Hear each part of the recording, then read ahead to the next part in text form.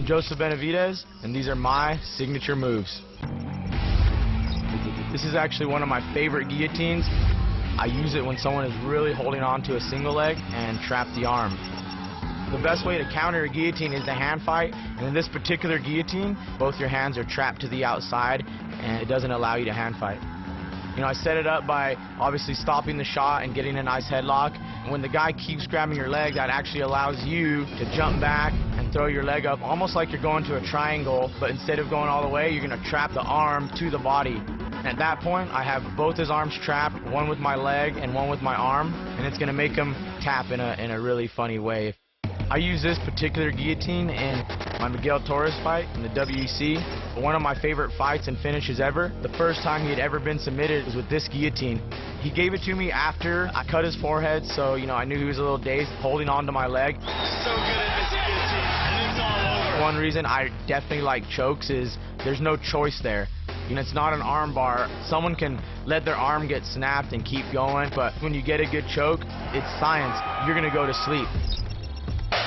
This is my right hook counter, and this particular counter is off a kick. It all starts from the block.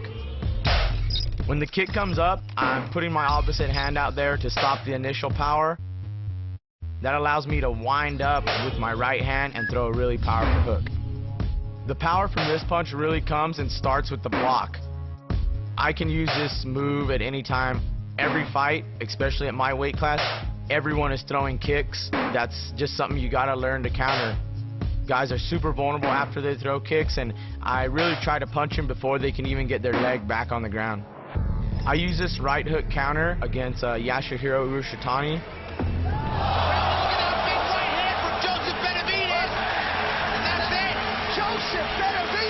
When people do not throw punches before or after they kick, and when they just throw a single kick alone, it's a great time to catch them when they're vulnerable.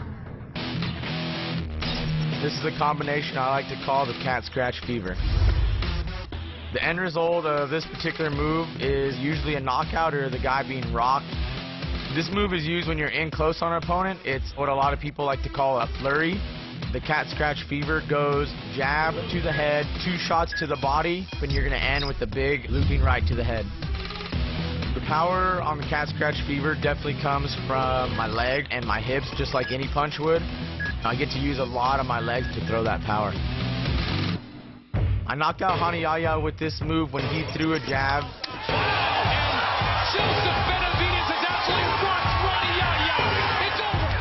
I get the opening to the head after I hit him 2 times in the body.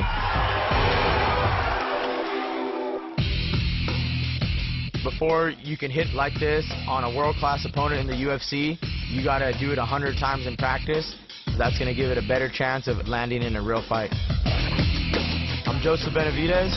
These are my signature moves.